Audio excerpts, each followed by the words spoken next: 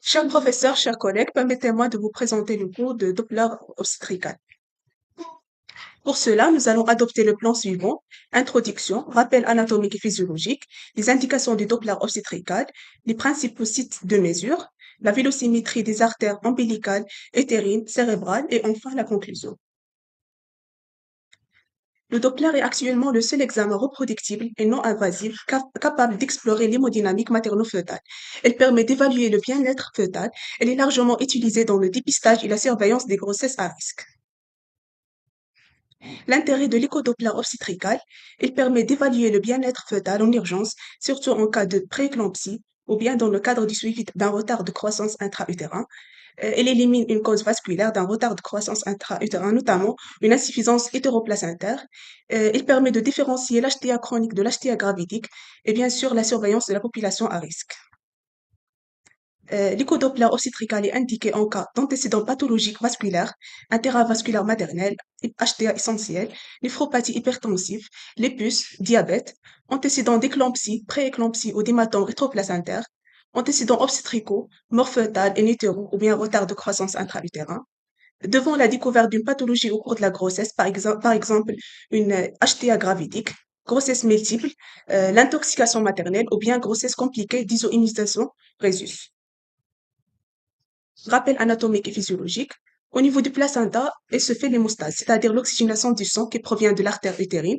Ce sang oxygéné part du placenta par la veine ombilicale pour gagner le fœtus. Il va traverser le foie vers la veine cave inférieure via le canal d'Arondius. Ensuite, les différentes cavités cardiaques pour rejoindre l'aorte. Après vascularisation des organes, le sang rejoint alors le placenta par les artères ombilicales pour reprendre le même circuit. Donc, on aura 4 sites à explorer par le Doppler.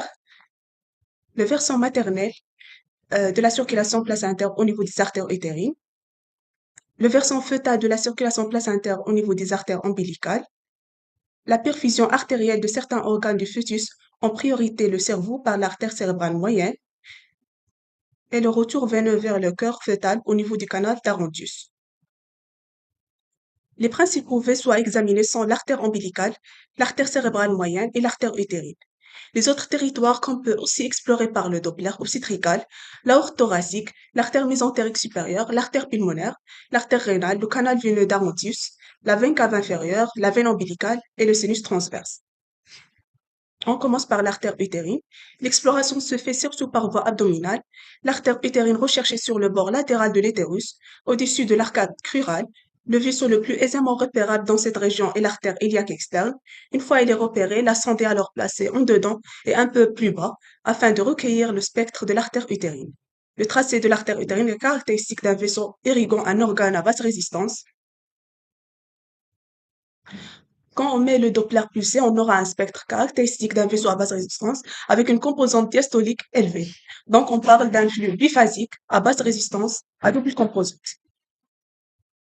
Pendant la grossesse, on passe progressivement d'un flux de moyenne résistance ou à une diastole relativement bonne par rapport à la systole à un flux de basse résistance avec une diastole plus importante par rapport à la systole. Cette évolution se fait à un rythme variable à partir de 2 mois et elle est souvent acquise dès le 4e mois.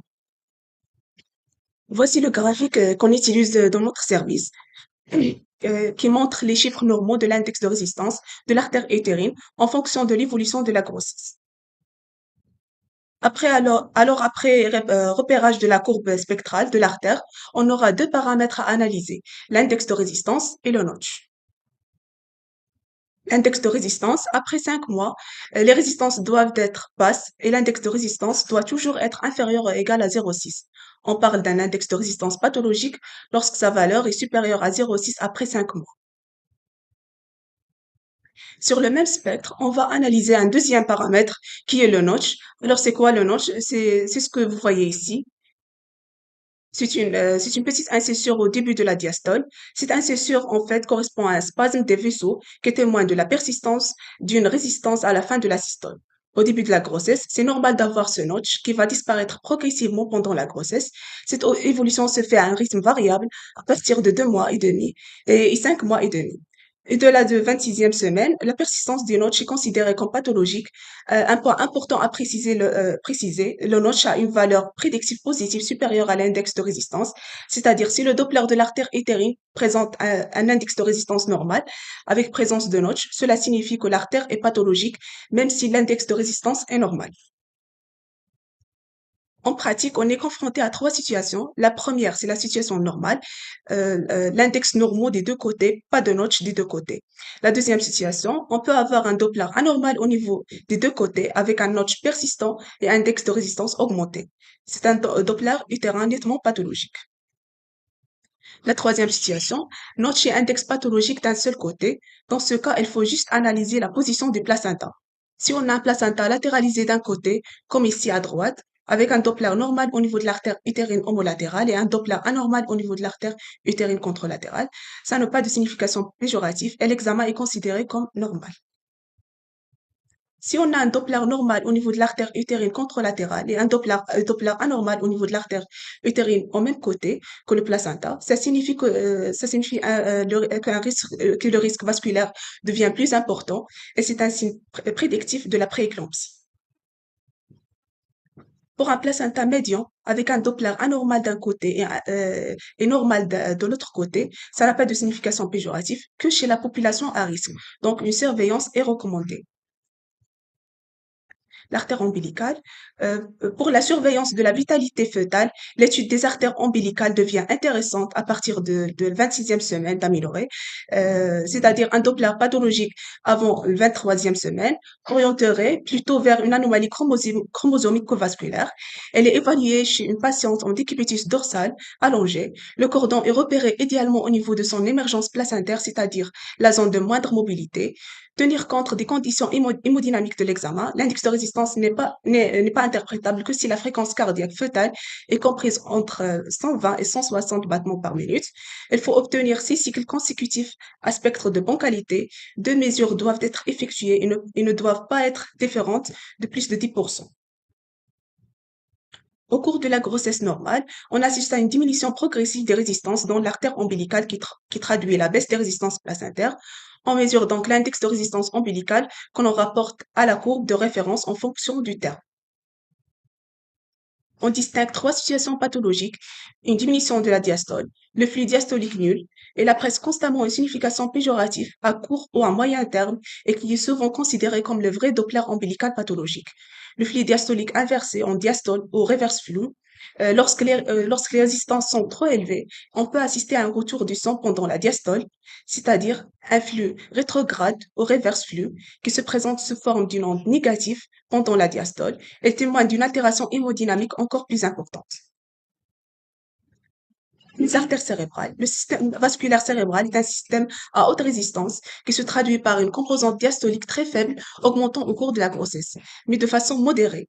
En cas de souffrance fœtale, avec hypoxie, le débit sanguin cérébral est conservé grâce à une vasodilatation locale et donc une diminution de la résistance vasculaire qui se traduit par une augmentation de la vitesse résiduelle circulatoire en diastole. L'étude des vaisseaux cérébraux doit être réalisée systématiquement devant une anomalie du Doppler ombilical, un retard de croissance ou bien une suspicion d'anémie fœtale. La technique, sur une coupe transversale basse au-dessous du plan du BIP, en avant des pédoncules cérébraux, on repère l'artère cérébrale moyenne qui est le site d'exploration le plus facile à repérer. La fréquence doit être comprise entre 2,5 et 5 MHz et l'ouverture des fenêtres est inférieure à 4 mm.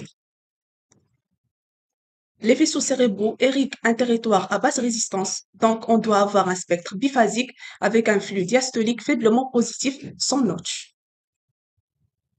Deux paramètres à évaluer pendant l'étude des vaisseaux cérébraux, le pic systolique de vélocité et le phénomène de redistribution vasculaire.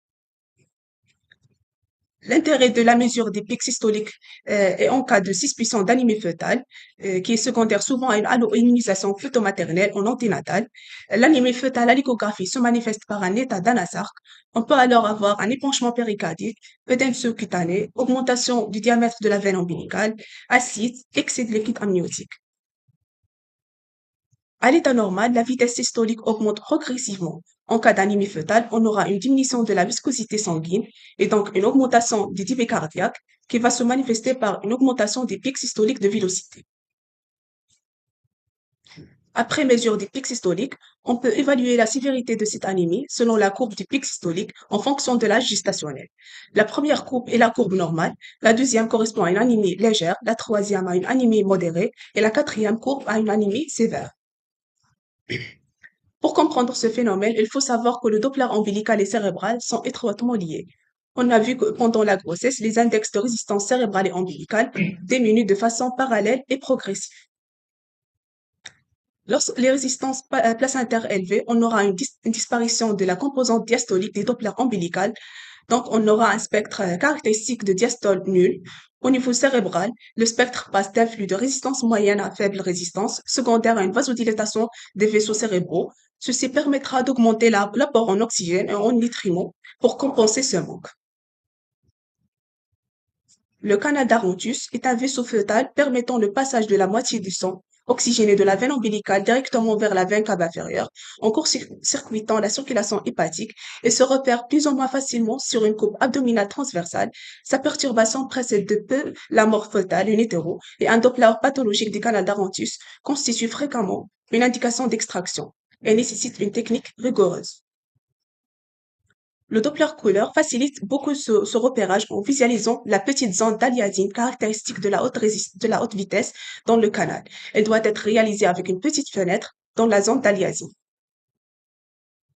En situation normale, elle présente un spectre caractéristique très phasique en M avec un pic systolique lors du remplissage de l'oreillette droite, puis un pic diastolique lors de la diastole ventriculaire et enfin un notch lors de la contraction auriculaire en télédiastole. Lorsqu'on a une anomalie de la précharge du cœur droit, c'est-à-dire un reflux du sang des cavités cardiaques vers le canal d'Arontus, elle se traduit par une onde A négative, c'est-à-dire un reverse flux. Pour les autres territoires veineux, et ne sont pas de pratique courante, on a la veine cave inférieure, elle présente le même spectre très basique, mais il existe un reverse flux physiologique lors de la systole auriculaire. Le pourcentage de reflux diminue au long de la grossesse, mais ne s'annule pas. Le sinus veineux transverse, elle présente un spectre triphasique avec une onde A le plus souvent positive.